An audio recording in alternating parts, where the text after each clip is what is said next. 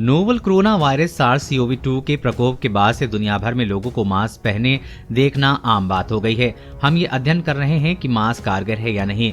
हमारा लक्ष्य ये पता लगाना है कि वायरस हवा के जरिए कैसे फैलता है, ताकि हम हवा में फैलने वाले संक्रमण के जोखिम और बेहतर तरीके से उसको समझ सकें।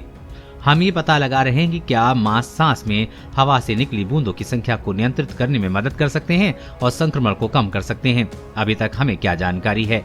जब हम बात करते हैं कि खांसते हैं या सांस लेते हैं तो हमारे मुंह और नाक के माध्यम से हमारे फेफड़ों से हवा निकलती है। इस प्रक्रिया में ये हवा फेफड़ों, गले और मुंह में श्वसन तरल पदार्थ इकट्ठा करती है, जिससे बूंदों का निर्माण होता है और ये बूंदें हवा में छोड़ी जाती हैं। गायन और खांसने आदि जैसी मुख संबंधी जिन गतिविधियों से अधिक ऊर्जा लगती है, उनमें अधिक बूंदें हवा में निकलती हैं।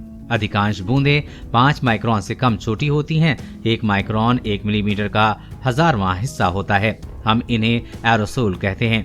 इससे बड़ी कोई भी चीज छोटी बूंद कहलाती है और ये 100 माइक्रोन जितनी बड़ी हो सकती है।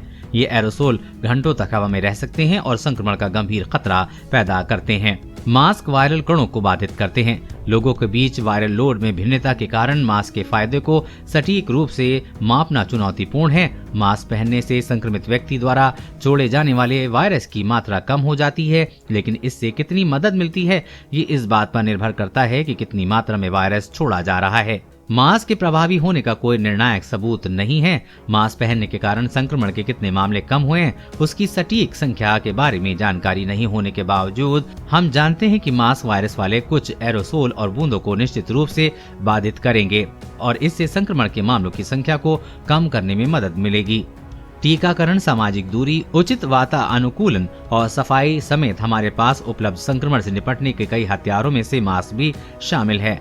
ओमिक्रॉन स्वरूप की तेजी से फैलने के कारण संक्रमितों की बढ़ती संख्या चिंता का विषय है।